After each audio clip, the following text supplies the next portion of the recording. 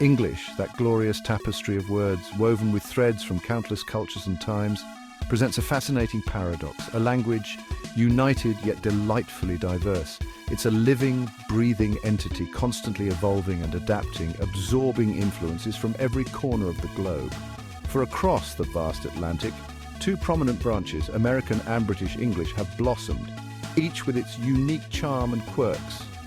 These two variants, while sharing a common root, have grown in different directions, influenced by the distinct histories, cultures and societies of their respective lands.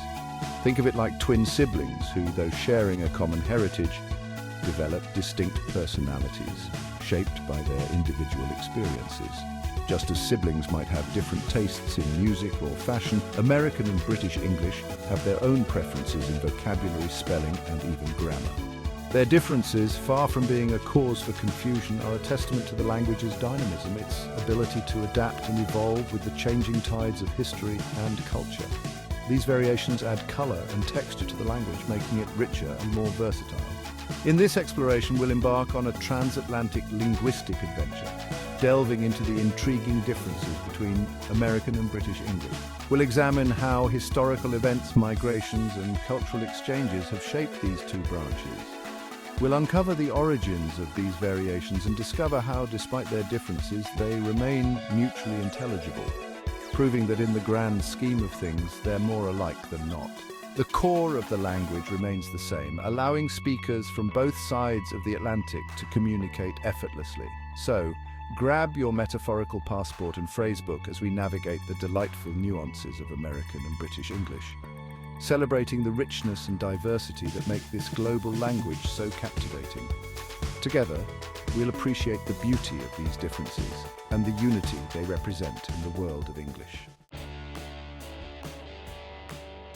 One of the most striking differences between American and British English lies in their vocabularies. These differences are not just limited to a few words, but span across various aspects of daily life. Words as commonplace as truck, American, and lorry, British, or apartment, American, and flat, British, highlight these transatlantic variations.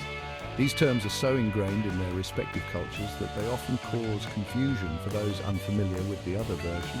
Imagine the amusement of a British person asking for chips at an American restaurant only to be served a plate of crispy potatoes instead of their beloved thick-cut fries.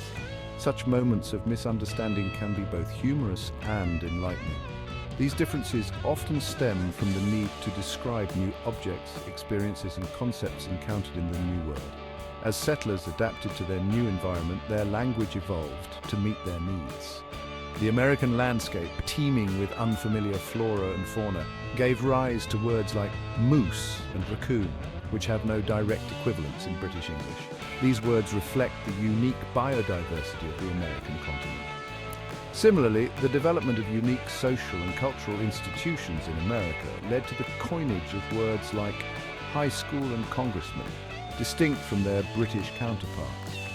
These terms highlight the different paths of societal development taken by the two nations. These lexical variations, though seemingly minor, add a layer of intrigue to the interplay between the two Englishes. They serve as a reminder of the rich, evolving nature of language and how it adapts to the needs and experiences of its speakers. Beyond vocabulary, the Atlantic accent barrier reveals itself most prominently in pronunciation. The way words are spoken can create a distinct divide, making it clear whether someone is from the United States or the United Kingdom. The R sound, often pronounced with a soft roll in American English, tends to disappear at the end of words in British English, leading to pronunciations like ka, car, and never, never. This subtle difference can sometimes make communication a bit challenging for listeners unfamiliar with the accent. Vowel sounds also take on different personalities, with the A in words like bath and path sounding like R in British English. While Americans pronounce it closer to AE, this variation in vowel pronunciation adds another layer of complexity to the Atlantic accent barrier.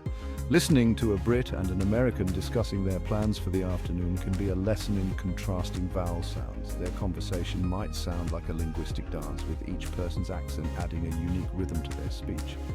These pronunciation differences can be traced back to the evolution of regional dialects in Britain and the influence of other languages on American English.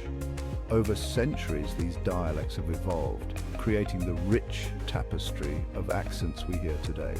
The melting pot of cultures in the United States, with its influx of immigrants from various linguistic backgrounds, undoubtedly shaped the way Americans speak today. This diverse linguistic heritage continues to influence American English, making it a dynamic and ever-evolving language. Even the written word hasn't escaped the transatlantic divide, as spelling differences pop up like unexpected detours on a cross-country road trip. The American preference for color over color or analyze over analyze reflects a conscious effort to simplify spelling during the 19th century. Noah Webster, the lexicographer behind the first American dictionary, championed these changes, aiming to create a more streamlined and phonetic spelling system for the newly independent nation. These spelling variations, though often a source of amusement for language enthusiasts, highlight the dynamic nature of English and its ability to adapt to changing times and tastes. Section 5, to grammar or not to grammar. While vocabulary, pronunciation and spelling differences often steal the show, subtle grammatical variations also add to the intrigue of the American-British English dynamic. The use of the present perfect tense, for example, differs slightly. British English speakers might say "I've just had lunch," while Americans are more likely to opt for the simple past tense, saying "I just ate lunch."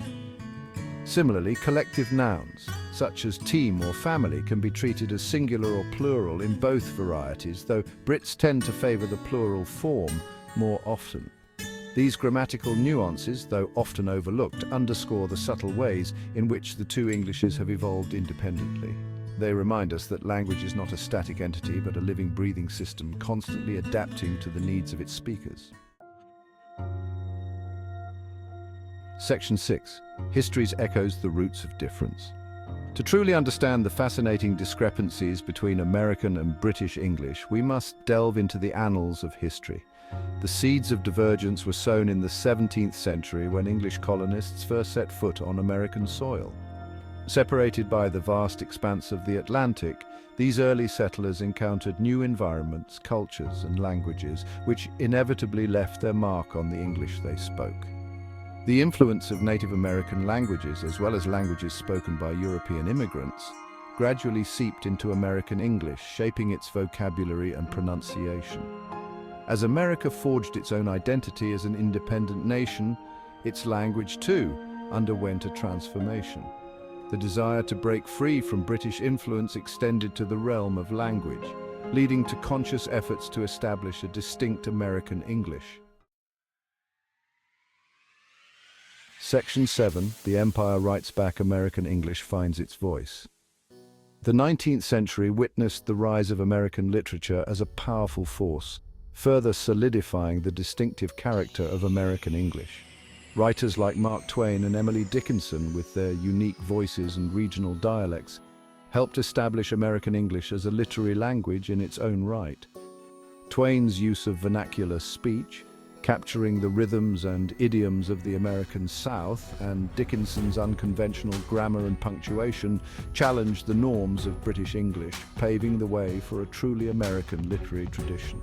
This literary movement, coupled with the growing economic and political might of the United States, propelled American English onto the world stage, establishing it as a force to be reckoned with in the global linguistic landscape. Section 8. The Global Village, English in the Age of Internet. The advent of the Internet and the rise of globalization have brought American and British English into closer contact than ever before. With the Internet's ability to transcend geographical boundaries, exposure to both varieties of English has become commonplace, leading to a fascinating interplay and at times a blurring of boundaries. American English, often seen as the language of Hollywood, popular music and technology, has gained widespread influence, particularly among younger generations. British English, with its association with tradition, literature and culture, continues to hold its own, maintaining its distinctive charm and allure. Section 9. Lost in translation? Not really. Despite the intriguing differences between American and British English, it's important to remember that they remain mutually intelligible. While a British person might chuckle at an American's request for a biscuit, meaning a scone-like pastry, the context usually provides enough clues for understanding. In fact, these differences often add a touch of humor and intrigue to cross-cultural communication, serving as a reminder of the richness and diversity of the English language. Embracing these variations rather than seeing them as obstacles allows for a more nuanced and enriching linguistic experience. Section 10. Two sides of the same coin. As we conclude our transatlantic linguistic journey, it's clear that American and British English, despite their fascinating differences, are two sides of the same coin. They are branches of the same linguistic tree, sharing a common history and grammar, while celebrating their unique identities. Understanding these differences not only enhances our appreciation for the nuances of the English language, but also fosters greater cross-cultural understanding. So let's celebrate the diversity within unity that makes English such a captivating and ever-evolving language.